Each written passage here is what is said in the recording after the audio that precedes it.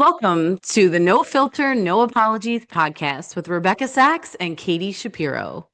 Welcome back to another episode of No Filter, No Apologies podcast with Katy and Rebecca. We have been so grateful for the participation and feedback we've been getting on the podcast. And our number one request from all of you, our fans, has been to learn a little bit more about Rebecca and I as the hosts. So we figured for this episode, we would interview each other so that you can understand how we've gotten here to create No Filter, No Apologies podcast and how our personal and professional journeys have crisscrossed along the way. When I was thinking about this episode and how we would give the fans what they're asking for, I was reflecting back and I was like, man, our paths have crossed 4 times in 13 years, which is like, wow, we were destined. 14. Yeah, almost 14 now. 14. Good call. And we were destined to be working together in some capacity or another. So I would say during that 13 years and those 4 sort of crossings that we've had, what really stood out to you the most? Well, you were always a resource for me, right? Regardless of what I was doing, I was always able to call you and bounce ideas off of you. And I remember in the first time we met, right, you were my manager and helped develop me in my recruiting and gave me guidance on how long to stay at an organization. And I took that true to heart because then you left and I was like, oh, I don't want to be here anymore, right? And then we went on separate paths. And then as it would happen, we ended up coming back together to work together again after that. But I feel like that you were always a really good resource and you were always the person that provided my recommendations for when I was starting new roles too. I forgot about You were always my reference. Yeah. And I think for me, I don't put my name on a lot of people. So you definitely have to impress me for me to give a reference. And I do remember being very impressed by you. And then also I think selfishly, I'm very drawn to people who are blunt and honest like me and who aren't afraid to push back on me. And I know that you did that quite a bit. Yeah. And I know, so for those of you listening, for Rebecca and I, we did work together in the very beginning. That's how we met. And then we both went our separate ways. We were on separate career journeys and actually found ourselves in an implementation group for a software system for 2 different organizations. Yeah. And we ended up being a resource for each other during that time. And then we ended up working together another time, a few years after that. Yeah. Went our separate ways, and then we both found ourselves on this entrepreneurial journey, creating businesses that have some overlap but are really individualized. Yep. And as we were connecting about that entrepreneurial journey and what we really wanted to give back to the world professionally and personally, that's how we decided to come together again intentionally to do this podcast. So that's what got us here today. Yeah.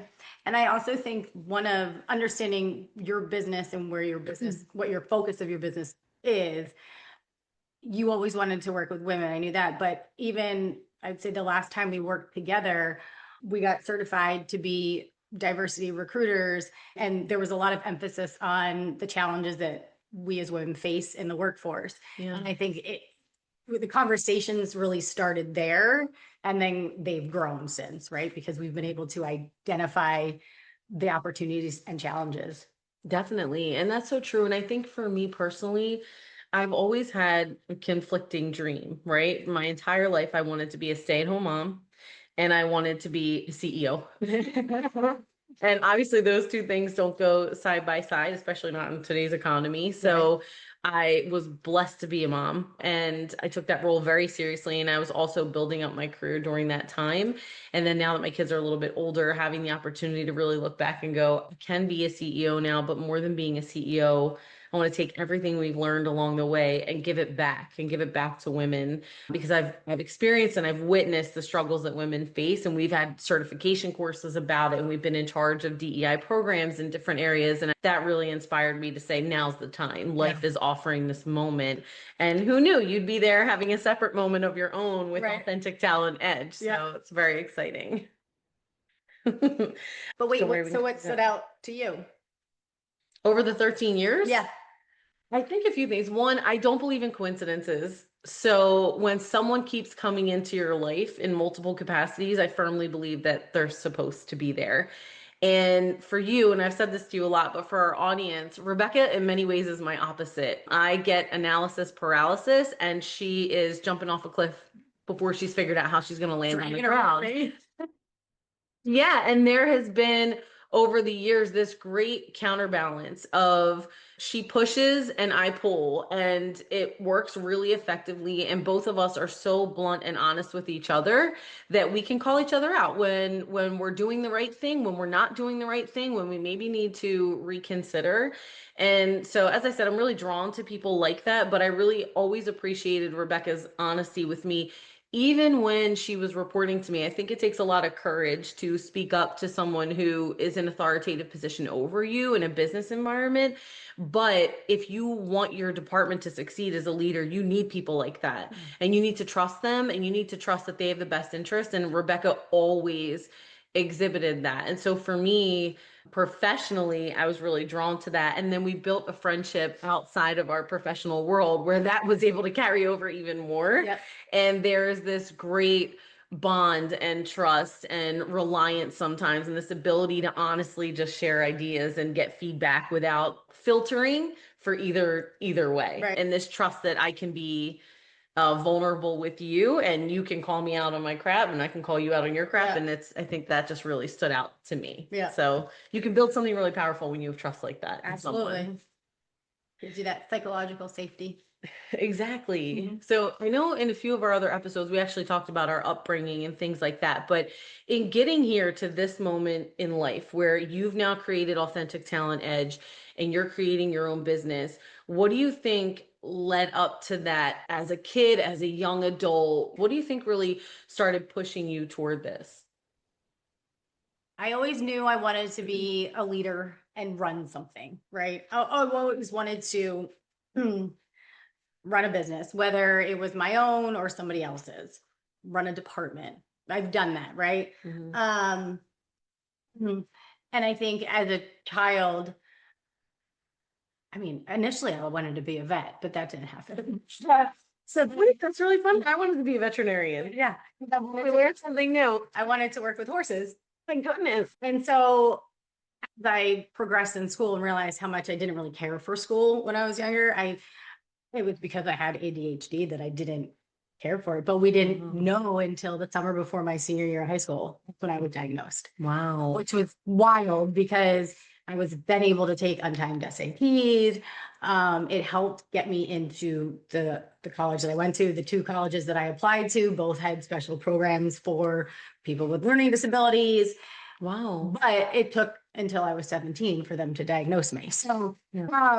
so it was always kind of just a natural leadership with natural progression and direction that I was heading to. And I think more recently, the signs were all there to just start my own business, where people kept asking me and I was like, no, I don't want to do it, kicking and screaming. But it makes sense. It makes sense to just go out on my own. On your own. Yeah. Oh, I didn't see 13 years, and I never knew that Rebecca wanted to be a veterinarian also. And then we did have a similar experience. Maybe it's something to do with that, because I changed my major in college because of the summer jobs that I had, which were more travel, tourism, and operations related. Yep. And I got my degree in commercial recreation park management. And I started working for a nonprofit right out of college. And then the opportunity presented itself. And sort of everything in life always happens at once. I think for me, I had left corporate without a plan. I knew I was going to do something, but I wasn't quite sure. I had kids going off to college. I had one going into high school. And then my mom passed away very suddenly. And it was just sort of this calamity of life that happened at once that made me say, okay, I want to do something with more meaning. And I also want to be in charge of my own thing. Right. I don't want to be responsible for making someone else's dreams come true when I can be responsible for making mine come true, and hopefully thousands of other women. That's really what I am inspired by. So Yeah. that's what got me here too. So were there expectations placed on you when you were younger in terms of how you would operate and what you would be that you think pushed you into this journey? Necessarily. My dad ran his own business for 30 plus years. My mom, when I first went to school first grade, not kindergarten, because kindergarten we had half days. But when I went to first grade, my mom started substitute teaching. And then a couple of years into it, realized she wanted to go back to school to get her master's to be a special ed teacher. So then I always thought naturally I would be a teacher. But I just decided that I didn't want to be a teacher. It's not. Um, and so I think I danced for most of my childhood. And then I remember when I was 12, my friend and I started a babysitters club, Oh, because we all read the babysitter yes, club. neighbors just called the. We started a babysitter club, and I babysat that family for 5 years that I babysat. And they ended up having 5 kids when I, went off to college. They only had 2 when I started babysitting Oh for. my goodness. And then 14, when I could work legally, I went and got a job working in a kitchen store in the mall near me. Okay. And worked there for 3.5 years. Then when I went to college, I was a year and a half into school, and then I went to Piercing Pagoda and worked there forever. Nice. 11 years. Yeah. With your dad running his own business, you've already had an entrepreneurial example in your home. So it wasn't something growing up, I didn't see entrepreneurs in my home, right? My parents were very hard workers. They worked consistently throughout their lives. And it was very big for us to work and have a good work ethic. Yeah. But entrepreneurialism wasn't something I saw, but it was something that my dad always reinforced in us. Like, you could be running that company. You need to go do that on your own. You need to be leading this. And so there was this push for it, Yeah. even through encouraging me to do other things. But there was always this push for like, get out there so you can just take care of yourself one day and not have to work for somebody else. I think that was a big thing that my dad saw growing up, but I didn't have a lived example like you did. Yeah. That's really cool to have that in your life. Now, you mentioned that you didn't get diagnosed with ADHD until almost your senior year of high school. Do you think that your education and your experience with education influenced you in your career in a good way, bad way, both? I think happened there. Early on, yeah, because I said once I graduated college, I was never going back to school. It's like, that's terrible. I don't want to be stuck in a classroom. That was part of the reason of why I didn't go into teaching too. Yeah. Had I had interest in school, my outcomes would have been completely different. It would be a vet, right? Maybe. But as I got older, the things that became interesting to me held my attention, and it was easier to navigate. And then in 2022 is when I started going back to school to expand my knowledge, starting with getting certified in business analytics. And then I fell in love with the professor. So then I went back and got certified in SQL. Oh my goodness. And I went back to school for the Women in Executive Leadership course. And that was just life-changing and led me to go back for my MBA. I never thought I'd be going back to school for my MBA. Wow. I always said never. I did. Yeah. I always said never. Like, oh, nobody wants to go to school, but I love it. It's so weird. I think you get to a different place in life where school is different to you, because when I graduated college, I was like, I'm done with this. I just want to be out in the workforce. I just want to make money. I actually took a ton of extra credits my last 2 semesters so that I could graduate early, because I didn't want to be in school anymore. I was just over school. Funny. And then years later, with 3 little ones, I was like, well, if I'm really going to do this, I need to get my degree. I was going into talent acquisition at that time. And I was like, I don't know enough about human resources to, really be able to lead a department. And I went back and got my master's degree, but I didn't dislike school as much. But what I think is really interesting is my husband actually had something similar to you growing up and was like, I'll never go back to school. And then very much later in life, he now has a doctorate. Right. And so it's fun to watch people overcome things like that and land in a place where you feel good about it. And then you also excel at it. I think that's really special. And I think that that's something that you bring to the podcast for a lot of our audiences, especially with the stigma of learning disabilities, mental health concerns that is starting to lift. Yep. And I think it's really valuable to have your insight on that for women to say it gets better. It can get better. You can lean into that. I think that that's great. Early in your career, what did you think success would feel like? A lot of money. So watching, and as I'm older now, I know some of the challenges, I realize some of the challenges and struggles that we had when I was younger.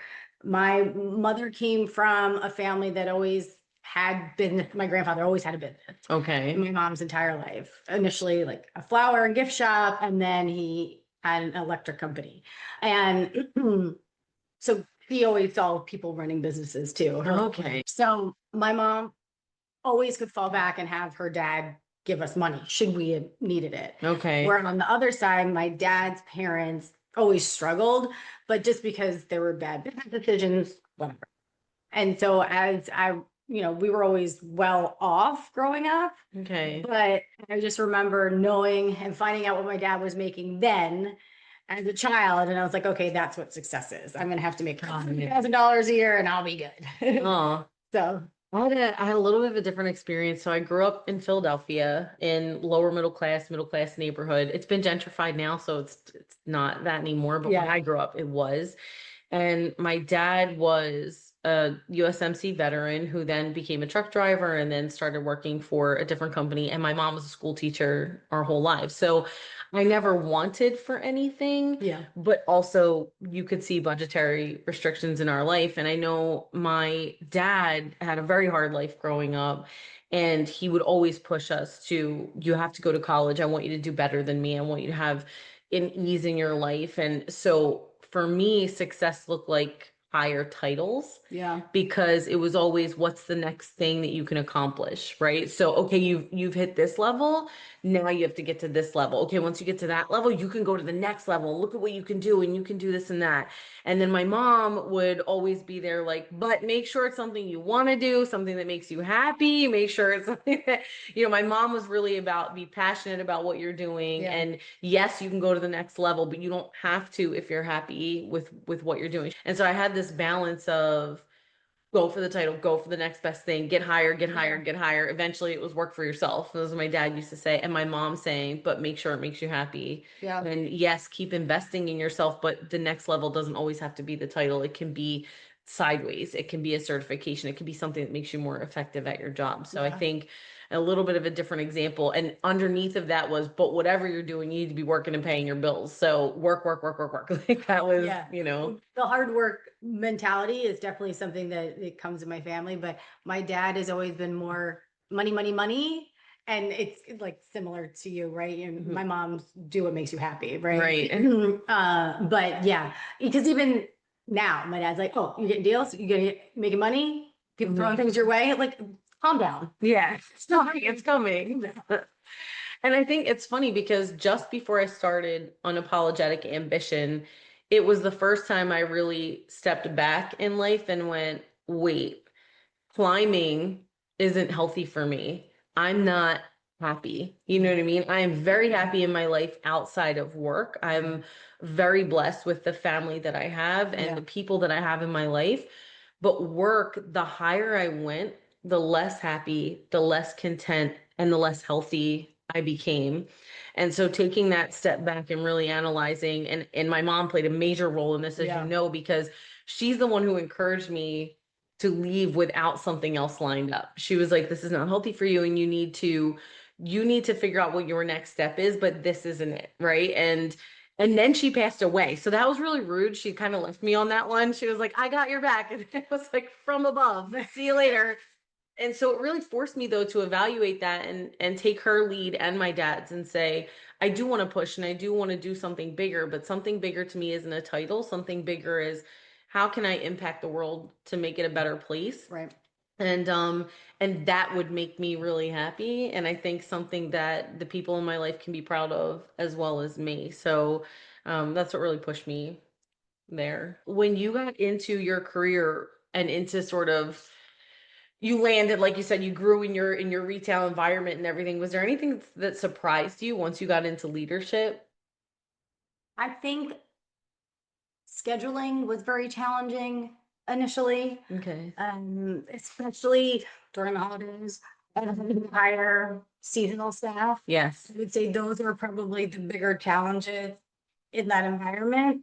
And then also people, managing people. And I think just the interview process and then having them come work for you and they're amazing. And then all of a sudden they don't want to do anything, right? And I was lucky that I had a really good support system in retail between my manager at the time and my district manager. And then I became a manager, but still had those two people as resources Okay.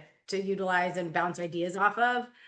And then I think transitioning into corporate, it was more of the budgeting type things, right? And I never, there was only a short instance where I had a lot of constraint and actually a defined budget. Outside of that, there were constraints, but no defined budget. So that's always challenging. Okay.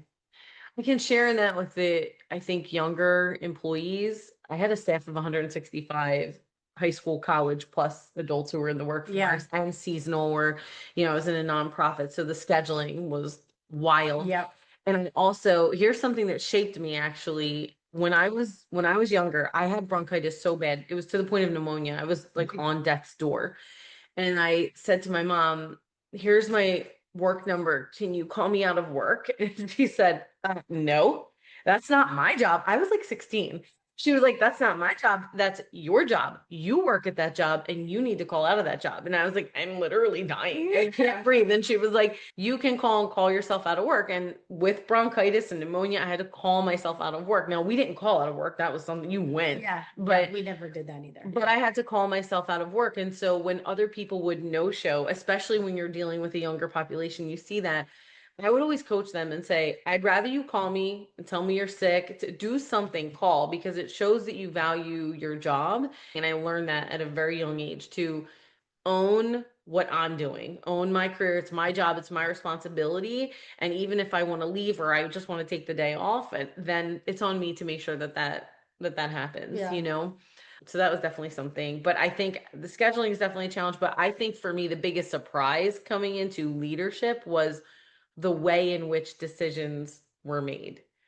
And I think one of the reasons that the higher I went in organizations, or even the higher I worked with when consulting, was how politically motivated the decisions were. It was a lot about office politics and this person's feelings, and this person oversees this, so we can't tread on their toes. And I'm like, but this is what the company needs to be successful. Everybody benefits from this. If we can get everybody in one room, we can figure out the nuance, right? Mm-hmm. But there was this hesitancy and sometimes complacency, and also sometimes I think over compensating to some people because of their role or how they would react. And I think that was baffling to me. It's, if we're all here, the way I look at it is, you start a job, we're here to make the business successful. That's what we're hired for. Yeah. So everybody come together with that core mission, and the rest of this is just junk that we can filter through, but keep that center. And so it was baffling to me that decisions were made without that always as the core focus. Yeah, I don't think I was really exposed to that piece of leadership until later in my career. And working retail, it was a larger organization, but I even worked in the corporate office and working retail for a year and a half. And I didn't really see a lot of the politics. Like sometimes you have this middle management idealistic thing because you're in such a controlled environment of what you can do. Yeah. And also there's a very clear separation between what's your business and what is not your business, right? There are certain orders that you have to follow that come down from above, and you're not in those rooms, you don't know. And you have to execute on those, and you have to give feedback. But I think once you get to the rooms where the decisions are being made, then it's a different level of pressure and of sometimes compliance and other times cooperation, and it's baffling sometimes. I think too, I had a really big culture shock moving from the Northeast down to Florida. Yes. When I first moved down here, I mean, the pace at which I work was like this, right? And everybody was so chill in South Florida. I did not understand that. I still don't. I get it now. I appreciate it's a cultural thing. But I think for me, I was like, what is going on here? Like we need to move. Yeah. Well, I went from having the highest retention in the company of over 1,000 stores to the highest turnover when I came to Florida. So that's from Massachusetts to Florida. Well, it was Massachusetts and Rhode Island is where I was. And then I have corporate office in Texas, and then from Texas to Florida. And I'm, moving from the Northeast to Texas, when I was walking in the corporate hallway and someone said hi to me, I was like, what? Why was this person talking to me? I don't know. Yeah, because, Northeast mentality. You don't talk to strangers. Yeah. Right? Yes. And then coming to Florida, I took over 3 stores in one mall, and the one store, everybody quit. So the district manager that I was coming to work for had to rehire the entire staff. I think only one of them ended up sticking afterwards because it's so. Do you think that shaped how you lead though, those experiences? And I'll tell you what I mean by that. I mean, I've been in leadership roles since I was like 19, and I was actually in a role where I had to become a boss over some friends. Like we'd started together in this summer job, and that taught me how to manage differently, right? Because now I have a person that I'm going out with on the weekends, and I also have to manage Monday through Friday as a teenager. But you learn that, and then you have these cultural differences, right? Because you move from a place like the Northeast and you come to a place like Florida, South Florida. There's just different cultural expectations, and for me, it makes me step back and really have a little more emotional intelligence is probably what I would say with people to say, okay, I can't just push my Philadelphia mentality on everyone. I have to understand how this work culture works and understand what motivates people and how to get them to show up differently. So do you think that you experience the same thing? Yeah, eventually I learned, right?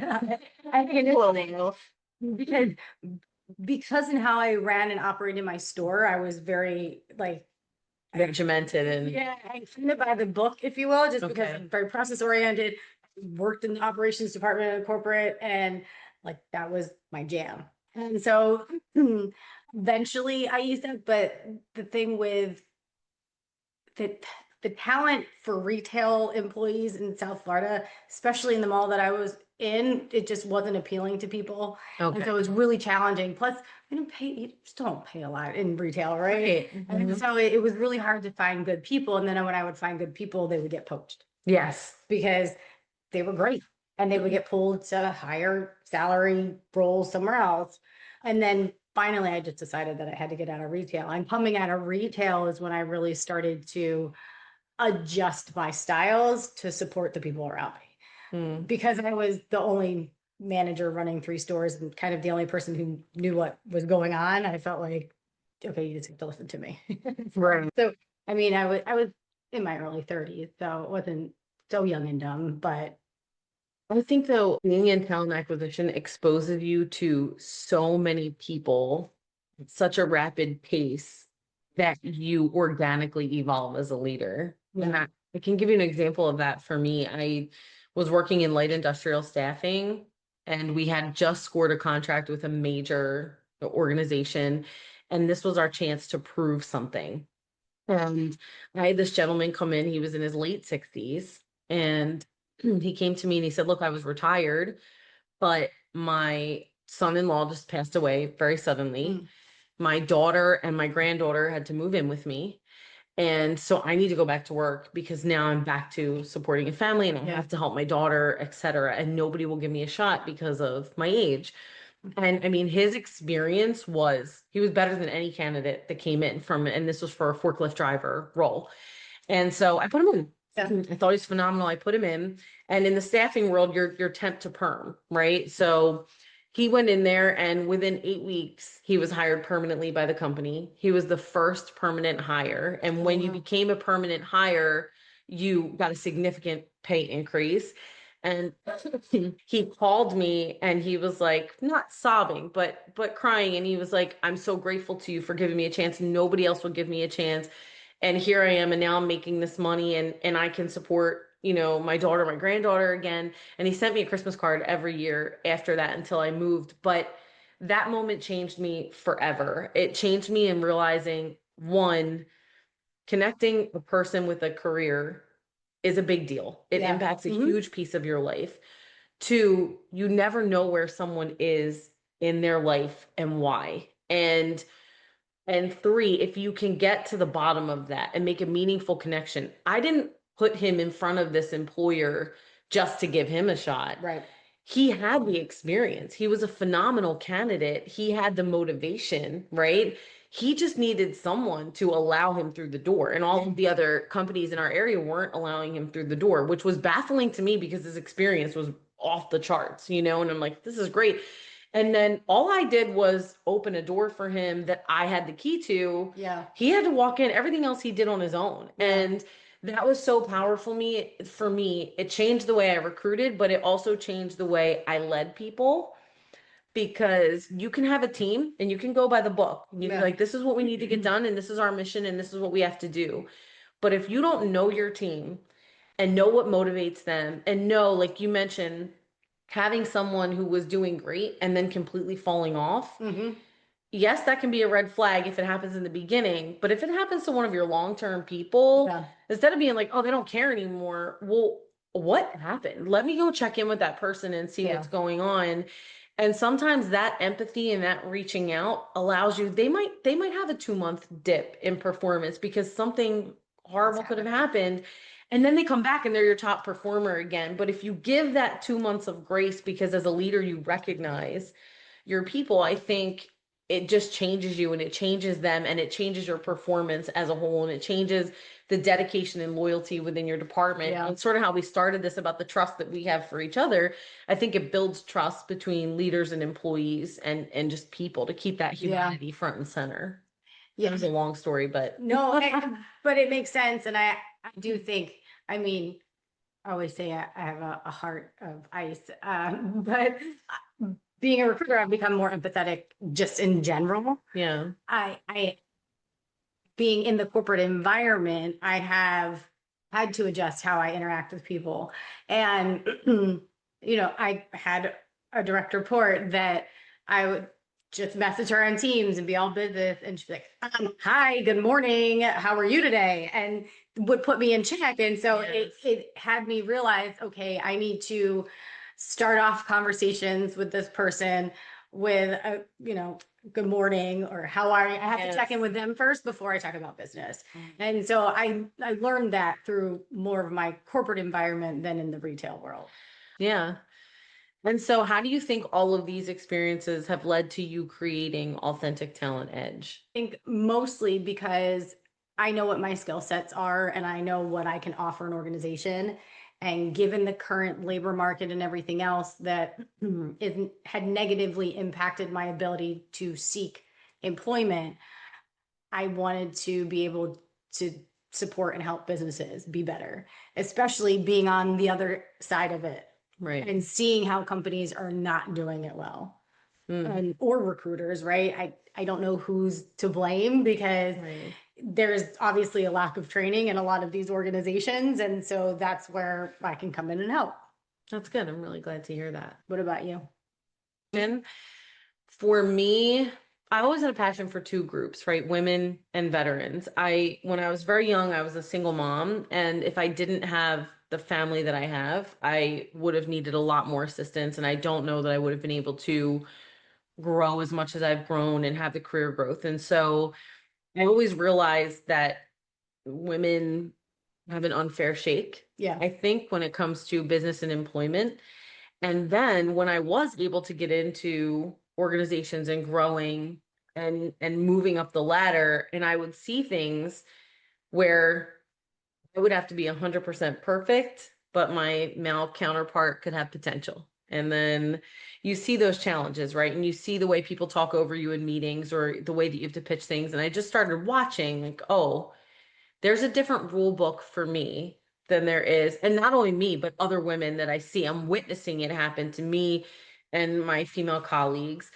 And so I'm just, tabbing that in the back of my mind, but I'm going to keep on going because, I told you it's my childhood. I Yeah. can do this. I can do this. And I was being promoted. I was being recognized, etc. And then I think being in talent acquisition, you see the other side of it. You see where those experiences that I was experiencing and witnessing created conditioning amongst women who were highly qualified and highly capable, and they would hold themselves back from applying for positions, or they would self-deprecate before going into an interview or be very apologetic and almost too accommodating. And I was watching that in real time. I was watching men and women behave differently for the same role. And a lot of times women with more experience or they were a stronger match for a role. And I would watch it Yeah. transpire in front of me. And so when this moment happened of leaving corporate and my mom passing, all of a sudden everything became crystal clear. And I was like, I have experience being a woman in corporate America Yeah. and going through these challenges and overcoming it. I know where somebody has given me a hand up. I know where people have given me feedback, and I know where people have smacked me down, and I know where I've been unfairly held back. And I've also seen where women hold themselves back and where societal conditioning influences them. And I was like, there it is, that spectrum that I've had visibility into and experience with and control over. I can actually help women navigate that spectrum without conforming to it. Because I think that was the most frustrating part is in conforming, you lose yourself and therefore you lose your effectiveness and your ability to grow, which Yeah. is what you ultimately wanted. Right. And so I thought if I can take my knowledge and education in the talent acquisition field and my experience as a woman in corporate America and the success I've had and blend those together to help women, one, get out of their own way, and two, move the system out of their way Yeah. without apology. That's hence unapologetic ambition, without apology, and certainly without conforming. It was just so clear to me that that's what I wanted to do. And that's what I wanted to give back to the world and give back to women in particular. And, being a single mom, I think too, and seeing the extra struggle that comes for single moms and women in that way, I really wanted to be able to reach out and help people early and say, it doesn't matter what you're up against in this life. You can overcome it. You can do it. There's a strategy, there's a way, and let me help you get to that. So now for you, let me ask you though. So authentic talent edge, we understand because you're helping corporations and you're consulting in their process, and that really highlights your skill. But what about this podcast where we're focused on no filter, no apologies for women? What made you say, yes, let's do this? One, it was with you, but two, it speaks to who we are so much and how we've always operated in our work together, but even, I mean, professionally and personally. Yes. I think it just highlights how we are and how we operate. And who doesn't want to be able to partner and work with their friend, right? Yeah. I mean, and I think somebody that was on our team a while ago said, two sisters on a call. What is happening? With a new team member, the three of us were on a call. And I think that's like the relationship that we have too, right? Yes. So being able to professional, personal, all the things wrapped into one to do that with you, I think is what really. Oh, Yeah. I love that. I think too, I shared in the beginning when I met Rebecca, what I really appreciated about her was her honesty and her bluntness with me, because the more honest and upfront and blunt she was with me, the more effective I became, the better I became as a person, as a friend, as a leader. And we wanted to create this podcast to share that out to the world, because if you look at mentorship ratings for women, they're significantly lower. The chance of you having a female mentor as a woman in business is significantly lower than men. Mm. And you go out and yes, you might be having these honest conversations with friends, but if you're not having the honest conversations with women who are where you want to go, it's not going to help you get there. And our hope was we've been in those rooms, right? And we've experienced these things along the way, and let us have no filter and say it without apology and call you out when you need to be accountable for your own behavior or the way you're holding yourself back, but also give you tools and strategies to push you forward and create some of that mentorship here, and as the podcast grows, hopefully with guests who will be able to do that for our audience members, and also with us maybe having live call-ins. We've talked about that. It's been some of the requests that we've received as well. And so I think it was really important for us to create an environment where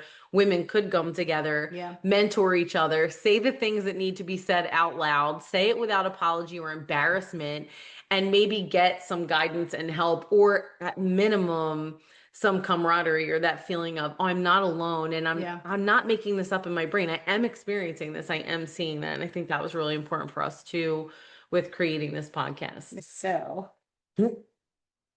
you spent years leading talent at scale before becoming a founder.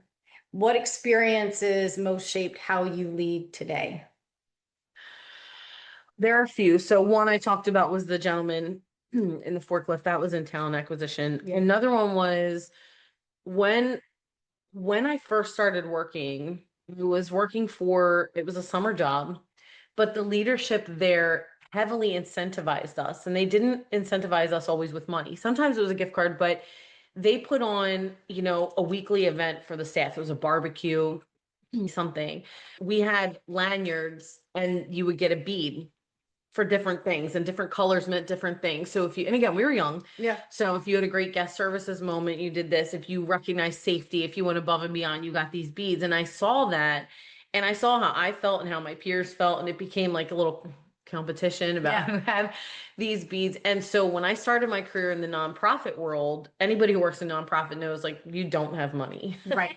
You have to get really creative, and you have to incentivize your staff in different ways. And so having that experience at a for-profit organization that still incentivized us in a fun way and gave back to us in a way that helped me be a better leader in nonprofit, because I was able to be really creative. And then I also think it helped me in environments where I was creating something from scratch. And when you're in an environment like that, it can be overwhelming because things are changing so rapidly. Yeah.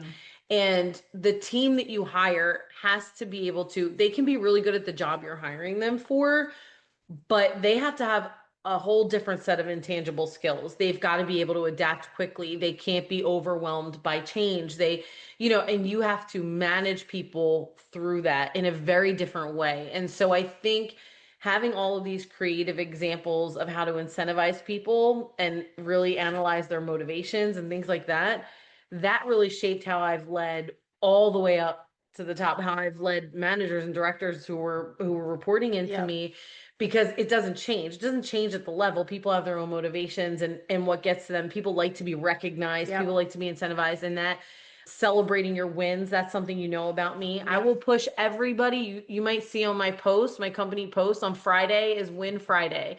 And it doesn't matter if your win is, hey, I lost my mom, and yet I still cook dinner every night. I survived. I got up and got dressed every day. That might be your win that week. Or sometimes your win is, I got the promotion. I landed the multi-million-dollar deal. They're all wins, and you have to recognize that and celebrate yourself for what you do. And that was a big part of learning that very, very young in my leadership career, and bringing it forward to recognize the importance of celebrating the things that you've accomplished. Small, big, they all count and they all matter. I think that's a huge one. Do people misunderstand about you as a leader, especially given your directness and clarity? I don't know that I've ever been misunderstood by the people that report into me, but I've definitely been misunderstood by my peers. And I'll share what I mean by that. Usually when I would hire people, I think a big important part of leadership is clarity. Yeah. So I would tell people, I'm very direct in the way I'm going to talk to you. I have very high expectations. I'm going to push you, but I'm going to give you time every week to tell me what you need to be successful. Yeah. And I'm going to give you the space to be just as blunt and honest as I am. And I know that that takes some trust because I'm your boss, but if you need something from me, you've got to speak up, and I'm going to give you the space to do that. If there's something I'm doing that isn't helping you, or there's an idea that you're like, this is a crazy idea, and you're not on the front line, so you don't understand. You have to have the space to tell me that, because that's how we are better as a group. And that's why I hired you. I hired you because you are very good at what you do, and I'm responsible for a department that needs to perform. And I think that anybody who reported to me, I think out of all the people who reported to me, I've only had one who didn't quite jive with that and expressed it. But I don't think I've been misunderstood too much by people who reported to me, but by my peers. I just believe in saying what needs to be said. And I think, as I said earlier today, when you come to work, my feeling is everybody shows up to do the best that they can. Yep. And so I operate with that. So I assume that if you're saying something to me, it's because you have good intent, and it's tied to our core mission of being here, which is accomplishing something for the company. And so I guess my assumption is that when I speak and I'm direct or I'm blunt or I call something out, that because everybody else is there for the same reason, they get that. And instead, I think I've been seen as like combative or confrontational. And I am confrontational, but I don't think it's a bad thing. And so I think that I'm also very solutions oriented, and I don't like to waste time. So if I'm on meetings and we're circling the drain on something that doesn't matter, I'm like, can we get back to the point here? Because we're supposed to be discussing this. And I think that that rubs people the wrong way. But again, that's my mission, is we're here to get a job done. Let's get the job done and have that conversation. And this side quest can be on a separate call or email. I think that's probably the biggest way I'm misunderstood, is just I'm blunt and honest, but it's not mean, and I'm Yeah. not trying to tear anybody down ever. And I don't think poorly of people in those situations. It's just let's move it along and Yeah. let's get to what we're here to do. So I think that's, Yeah. how. What about for you? You think you've been misunderstood? Yes. Yes. Where in some instances, and I'm just like you, right? And I learned that from you coming into an organization, taking over and managing a new team. Listen, this is how I am. If I do something to upset you, please tell me because Mhm. I don't realize it, right? I Right. move really fast. And sometimes I am all business and I don't touch on the personal things. And that's just who I am by nature. And so if I do something that offends you, let me know so I can correct it. Hold me accountable because I'm going to hold you accountable. And I think that's the biggest challenge is that if someone's in their feelings and isn't I've been, because I'm super emotional and empathetic. If someone's in their feelings and isn't up for the direct, blunt conversation, and that's where we are, I've made people cry before, not intentionally, Right. because I'm also very matter of fact. Yeah. And so this is how it is, these the repercussions that can happen. I'm going to tell you, and it may not be what you want to hear, but and then, okay, we'll come back when you're feeling better and we can have a conversation. I think that comes from I'm insulted if you sugarcoat with me. I'm insulted by that. Yeah. I don't like when people sugarcoat, and I think it comes from a really good place where people are like, well, I have to say something that might be hard for you to hear, and I don't want to hurt your feelings. And I'm like, my feelings are fine. Just say it. It means more to me if you just say it, right? If I did something wrong, if I need to fix something, if I offended you, just tell me. And then I can deal with that. You can hurt my feelings with the truth all day. I don't like when people tippy toe and lie. And then I think the hard part is recognizing that not everybody receives that way. Some people do they want you to sugarcoat. And it's very hard to overcome if you feel like I'm going to insult this person. If I tiptoe around this, I'm just going to get right to it. And they're the kind of person that's like, hey, I need you to soften me up. Just before you hit me with this feedback and use that sandwich method of feedback, then you can start applying that. And I think that's an easy way to be misunderstood because we apply our own way of receiving information to others and then have to take a step back as leaders and say, wait, how does this person receive information, and how does this person stay motivated? I also think too, as a woman, especially women like us, when you are direct and you are blunt, and if you're in a room of all men, some men really appreciate that because that's how they operate. And so they're like, okay, we're getting right down to business. And then I think other men, when a woman speaks with authority or clarity, they're a bitch, they're too aggressive, they're this or that. And so I think as a woman who is blunt and direct, when I'm sticking to that in any room I'm in, and if you're offended, and I'm talking about a leadership level, then you're gonna have to deal with that. And I think there's so many lines that we have to walk where you want to be empathetic to the people that you're leading, but you also have to have a really strong convicted voice in other rooms, and it's hard to balance it all. When did you realize that survival behaviors and values were starting to collide? I think after COVID, probably.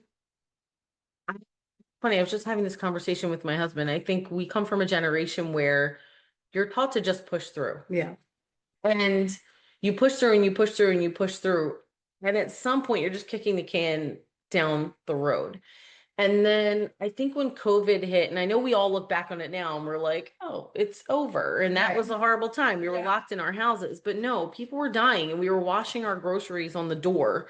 And you're worried about your kids and you're worried about your coworker. You're just pushing through life. And then I was in what did they call it?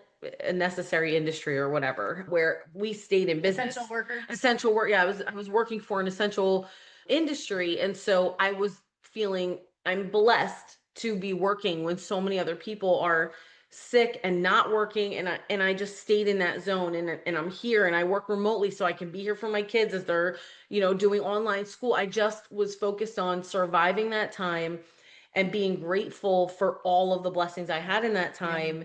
And then when I came out of it, I was so burnt out. And I realized that in being grateful and in that survival mode, I started to compromise on things because I was like, well, I don't want to, speak up too much because everything is so uncertain and you just Right. don't know if something's going to happen the next day. And so I think that's probably one of the first times I recognized that. And, you know, and looking back, there were moments where I think when you should leave an organization or you Mhm. should leave a partnership or anything. And I think for most of my life, I was very comfortable being like, nope, it's time for me to go, and Yeah. I've outgrown this place or my vision is different or my values don't align. I was very comfortable moving on and Yeah. maintaining connections with everybody. I'm always grateful to all of the companies I've consulted with and worked for. But I think during that time, I had lost that confidence too of I just think life was so unpredictable that you lose sight of what's going on with you Yeah. internally and what steps you should be taking for you because you're in that survival mode. Since you had those values compromised, if you will, what would you say is one that you protect now coming out of corporate America? My time, my my time. I cannot tell you, and this has been since I was in my teens, my Yeah. very first job. I have worked long hours, extra hours. I've made things happen with no resources or no Yeah. support. So I would not compromise on my time. I think I always wanted to prove myself. So I would say, oh, I can get that done with less resources. Watch how awesome I am because I'm going to get this done. And I've hired such amazing people that as a group, we're going to get this done. And wait till you see us. And then I watched time after time after time, what we were rewarded with was Thank more you. work. Sometimes not even that, more work. And the more we were taking on that was really outside of our scope, the more criticism I think we got, which I was like, wow, we're balancing 4,000 plates where we're set up to balance 1,000. And so, yes, some things are going to get missed. And also, by the way, 1,500 of these plates don't even belong in my department. I'm just helping. And I think after that, just realizing that no, working for a company is a contract. You have an obligation, they have an obligation, and their obligation is to compensate you appropriately for the work that you're doing and provide you with the necessary resources you need to get the job done. Yeah. And if they can't do that part, it's not necessarily that you have to leave, but you don't need to overcompensate for that. You don't need to work the extra hours or kill yourself or sacrifice your health, which is something I did. For that, you need to say, here's what I can get done Yeah. with the resources that you've allotted to me. And then also make a business case for here's what I could get done. If you want all these things done, this is how many people it's going to take. This is how much money it's going to take. And then not compromising on that, right? Not saying, okay, if you're not going to give me this, then this is the impact. And I Yeah. think that's where I really did not do a good job because I'd be like, well, if you're not going to give me this, I'm going to show you how awesome we are. Right. And that in corporate America, that's not the vibe. Yeah. I say post COVID, same thing, right? My time, because I invested so much time into my work. One, to help the people I was supporting because there was such a need for the recruiting support. And I didn't want to let my hiring managers down because if I let them down, then I let myself down. Right. Right. And so post all of that, I think my time and knowing, I mean, plus the fact that my boyfriend yells at me when I work too late, making sure that if he's home, then I'm available to spend time with him. I think same thing. Your boyfriend, my husband, my kids have all said to me, like, we had to whisper through dinner because you were on a call. And I don't ever want to do that again, but sometimes it takes the people that you love the most Yeah. to hold you accountable to that. And I hope that we can be that for some people out there to say, we've already been through this. And if you're at home and you're a single woman killing it, but then because you're at home, you're taking on extra hours of work, let Rebecca and I be the ones to tell you to turn your computer off. Don't take the call, unless you're being compensated for that. And help you to be accountable to yourself for those moments as well. I think that's a big thing. I just want to see women not overextend themselves. Yeah. Well, time is the one thing that you can't get back. Yes. Right. And so recognizing it early on and being able to focus on the important things too and not miss out on the important stuff. in your personal life, right? Yep. And yes, personal and professional blend a lot, but there is a point in the day where you say, okay, I'm done. And you focus on yourself and not the organization you're working for. We hear a lot. If I died tomorrow, this company would have my position filled in 30 days. And that's true. And I have a different take on it, right? Because life goes on, the world goes on, a company has to go on. They have no choice but to fill your position, Yeah. right? Even the best companies who genuinely care. And I've seen some companies where we've had losses, especially being in HR, and I've Yeah. seen the company really rally around the family and really try to help and Yeah. and genuinely care. Yeah. But they also posted the position, Yeah. because that's just the reality that we live in. And I think recognizing that the position has to be filled whether I'm in it or not, but who's going to backfill my position in my life with my boyfriend or my husband or my kids or my pets or the people that matter to me? No, they're not going to be able to backfill my position ever. And I think for me, looking at that going, especially with my health, Yeah. was like, I want to live a long life. And I have been fortunate to work with some amazing companies. Yeah.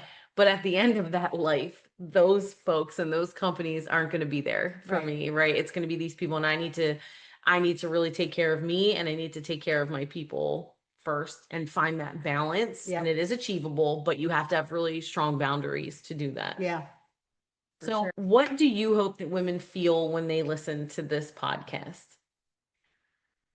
That they can relate to us. I do think that the biggest goal for me is having people listen and be like, oh my God, that happened to me, or I've had to do this, or oh, let me try that because this is what I've been navigating, and just being able to be relatable. I agree. I think I would hate for our listeners to feel alone. We may not be in your workplace or your family life, but we're telling you these things that we've experienced. And hopefully we'll have some guests on here who've experienced these things, and you can feel not alone. Yeah. And you can also say things out loud that sometimes other people don't want to say. And you can Yep. say, they just said what I was thinking, right? Or they said what I was feeling, or, they called out this issue that I'm facing. I really hope women Yeah. walk away with a feeling of community more than anything, and a place where you can go for some strategic advice, maybe some laughs, and also just that camaraderie that you mentioned. How have you shown up authentically at work in a way that may be non-traditional? My hair, probably my ear piercings too, because I've collected those over the years working at a store that did ear piercing. And I have my nose pierced too, but My tattoos. That's such a good point, because I remember feedback coming like, oh, what about Rebecca's hair? And in my opinion, I'm like, does her hair impact her ability to do her job? Right. I'm not understanding. And I know some forward-facing positions in companies, definitely it could be an issue. But Rebecca to me is one of the most efficient, process-oriented people I know. And so you'd be crazy not to use her because of her hair color. Yeah. It looks really cool on her. First of all, I don't have the guts to do that. Don't, but she looks awesome. And then on top of it, she kills it at everything she does. So if you're judging people on hair color and ear piercings, you're losing out on top talent. I can tell you that. And so, but look at how accomplished she is. And so again, for our listeners, you can have purple hair and piercings. You can be clumsy and set a building on fire by accident, and you can still find success and find a community and find the right people to support you through that. And so, Absolutely. okay, outside of our calamities and our uniqueness, what are the things that you care most about in the world right now? What fills your heart every day? My dog, my cat, I would say. So my baby is my French bulldog Millie, and she, like they say French bulldogs are like kids because they have attitudes. She has sass, she's judgy, but she really is the baby, and she snuggles very well. Zelda is also a baby, but she's not as snuggly and likes to be left alone a lot of the time. Benny, he's hit or miss. The cat snuggly sometimes. Christian's really snuggly, but that's my boyfriend, and I'm like, maybe tomorrow. So we've been understanding. It's okay. But and then being able to go to the gym and work out. That's one of the things that like I have to do, or else I'll lose my mind. Rebecca's a 5 a.m. workout girly. I am not. If you ask me to go to the gym at 5 a.m., or sometimes she'll say I'm going for a run, and the only time I'm running at 5 a.m. is if somebody's chasing me. It's not happening. So I mean, good night I could, but 5 a.m. immediately no. But I admire that about you. I do admire you've always been, I don't want to call you a gym rat, but you've always been very into your physical fitness and very disciplined about it. And I like admire that about you because I'm not a morning person. It also keeps me sane because of like lifting weights.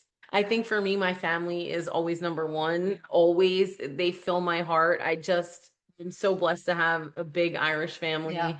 And everybody is very close and very supportive. And even though we're not close in distance, they just fill my heart. And everything I do is with them in mind, not Yeah. only just caring for them, but also being a good mother, wife, sister, niece, cousin, Yeah. whatever it is. And we try to make sure that we're together all the time, and we're also very blunt and honest with each other, so they give me feedback on our podcast too. So I think the last thing I'll ask, because it's related to our podcast and our businesses, but what imprint do you, or what legacy do you want to leave on the world?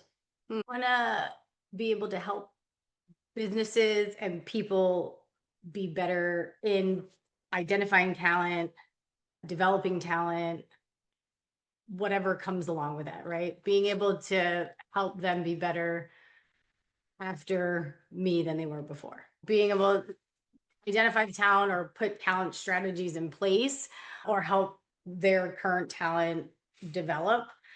And so while they haven't necessarily been my traditional job titles, I've done it in every business I've been in. I've implemented new process and even everything I did, I always came in and optimized it. Yeah, that's good. Using Yeah. your talents Yeah. to make the world a better place. I think that's me too. If I had to put it in like a one-liner, I would say I want to help women make the world better for women. If I could leave that legacy on the world, I think I would feel so fulfilled.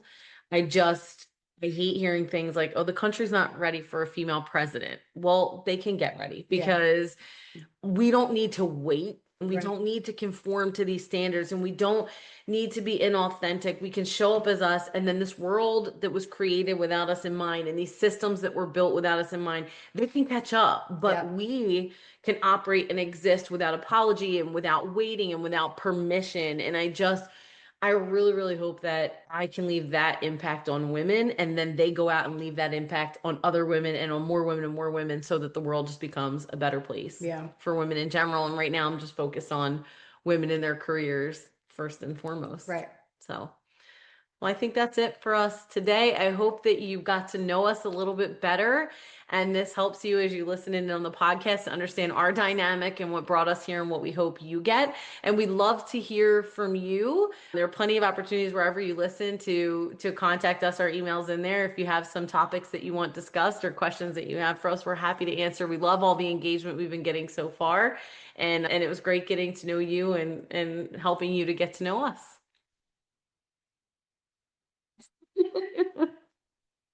Follow us on all your socials, NFNA Podcast. Until next time.